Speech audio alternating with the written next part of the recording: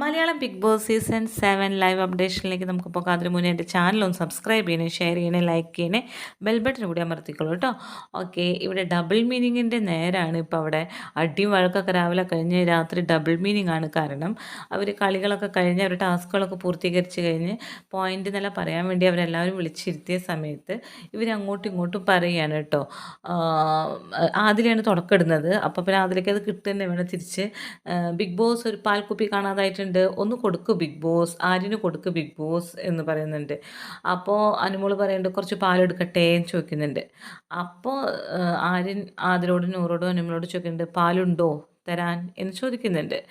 അപ്പോൾ നൂറ പറയാണ് പശുവിന് തന്നാൽ പാൽ തരാം എന്ന്, എനിക്ക് പാല് തന്നാൽ മതി. അപ്പോൾ ഫ്രിഡ്ജിൽ ഉണ്ട് പാല്, എടുത്തോ, എനിക്ക് അങ്ങനെ എടുക്കണ്ട, ഫ്രിഡ്ജിൽ നിന്ന് എടുക്കണ്ട എന്ന് പറയുന്നുണ്ട് ആര്യൻ. അപ്പോൾ പിന്നെ നിനക്ക് എവിടെ നിന്നാ പാല് വേണ്ടത് എന്ന് ആദിലയുടെ വക. അപ്പോൾ എല്ലാവരും പറയും അവിടെ എടുത്തു വെച്ച പാല് വേണമെങ്കിൽ എടുത്ത് കുടിക്കട എന്ന് പറയുന്നുണ്ട്. എന്നിട്ട് ആദില പറയുന്നുണ്ട് കൂടുന്നുണ്ട് കേട്ടോ എന്ന് പറയുന്നുണ്ട്. അപ്പോൾ ആര്യൻ പറയുന്നത് നിനക്കും കൂടുന്നുണ്ട്. അപ്പം അനുമോള് പറയാണ് പാൽക്കുടി പ്രായം എന്നെ കഴിഞ്ഞിട്ടില്ല, തെറ്റിക്കഴിഞ്ഞിട്ടില്ല എന്ന് പറയുന്നുണ്ട്. അപ്പോൾ അതിൽ പറയാണ് സ്ത്രീകളെ ബഹുമാനിക്കാൻ പഠിക്കട ആദ്യം എന്ന്. അപ്പോൾ എന്തിനാണ് ഈ സ്ത്രീ ആദ്യം അങ്ങോട്ട് പാൽക്കുപ്പി കാണാതായിട്ടുണ്ട് ഒരാൾ പാൽക്കുപ്പിയായിട്ട് ചിത്രീകരിച്ച് എന്തിനാണ് പോയത്?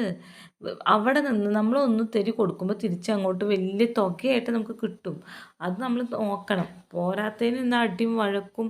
എനിക്കത് പറയാൻ തന്നെ താല്പര്യമില്ല. എന്താണ് ഇവരൊക്കെ മെൻ്റൽ ഹോസ്പിറ്റലിൽ നിന്ന് കൊണ്ടുവരാൻ തോന്നുന്നു. അല്ലാതെ ഇവർക്ക് സാമാന്യ ബുദ്ധിയുള്ള മനുഷ്യരല്ല ഇവരാരും. അല്ലെങ്കിൽ ഇങ്ങനെയൊക്കെ വൃത്തികേടുകൾ സംസാരിക്കുകയും ഒരു വീട്ടിലാണ് ഇത്രയും വലിയ പ്ലാറ്റ്ഫോമാണ്, എല്ലാവരും കാണുന്ന പ്ലാറ്റ്ഫോമാണ്, അവിടെ നിന്ന് ഇത്രയും വൃത്തികേടുകൾ സംസാരിക്കുക, ഇത്രയും അടി ഉണ്ടാക്കുക, വഴക്കുണ്ടാക്കുക. എനിക്കറിയില്ല ഇതെന്താ സംഭവം എന്ന്.